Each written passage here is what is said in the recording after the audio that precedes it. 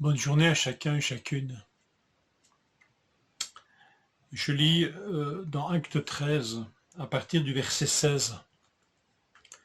Paul se leva, fit un signe de la main et dit « Israélites, et vous tous qui craignez Dieu, écoutez.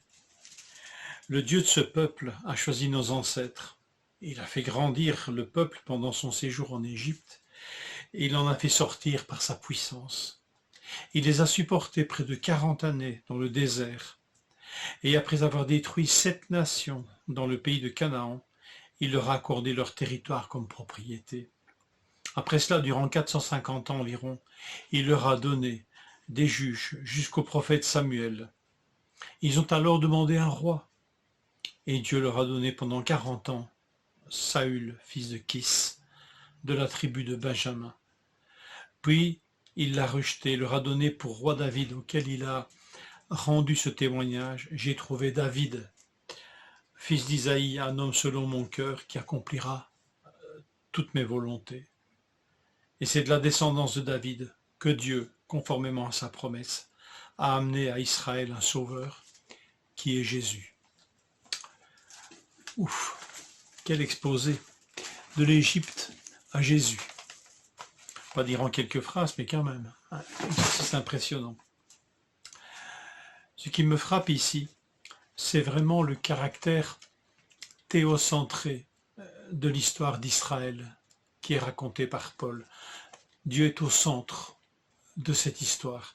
Il ne raconte pas l'histoire d'Israël pour que l'auditoire puisse sentir parcourir une espèce de sentiment nationaliste, de fierté nationale. Non, non, non.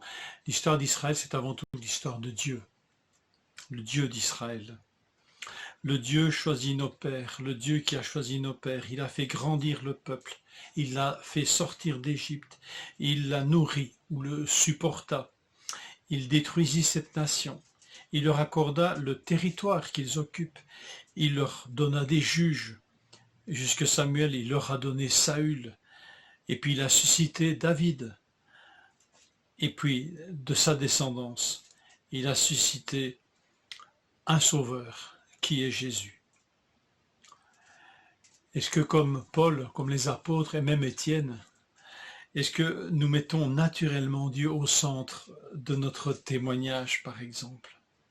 Est-ce que nous mettons naturellement Dieu au centre de notre lecture de la Bible, de nos prières, de toutes choses, Dieu au centre? Je pense que j'avais déjà parlé une fois de cela, mais c'est vraiment remarquable de souligner combien la prédication, combien l'exposé même du témoignage de l'Évangile met Dieu au centre. Quel Dieu, n'est-ce pas? Étonnant. Et ici, il y a quelques notes dans les versets, des notes temporelles, des laps de temps qui sont décrits. Dieu a supporté durant 40 ans un peuple rebelle qui ne lui faisait pas confiance. Il y a presque un psaume, le psaume 78, qui est entièrement consacré à cette période du désert. Dieu a supporté pendant 40 ans.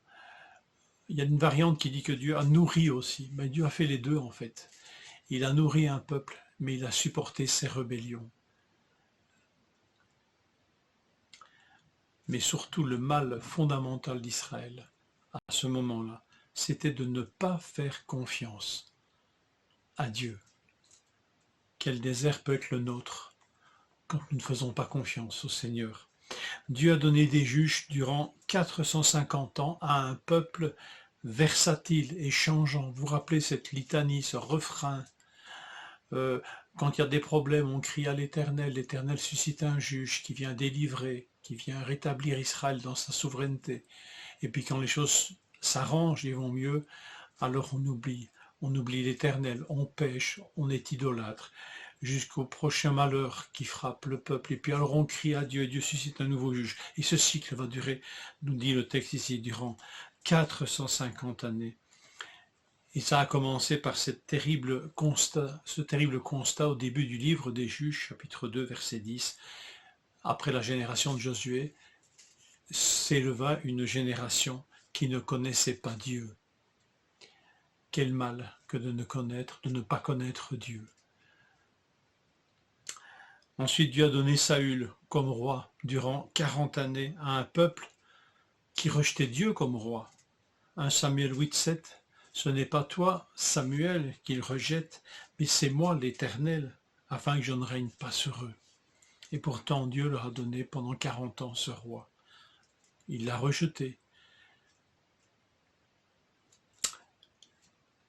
C'est incroyable cette façon d'agir de notre Dieu. Ici, 3 récits pratiquement, 3 périodes caractérisées par des rébellions. Et pourtant Dieu a assumé sa part, a pris soin de ce peuple malgré ces choses et a continué l'histoire du salut, inlassablement, jusqu'à son accomplissement. Béni soit notre Dieu qui est un Dieu persévérant et fidèle. Mais peut-être nous pouvons revenir sur cette période du désert dont il est parlé en quelques mots. Dieu a supporté cette génération pendant 40 années.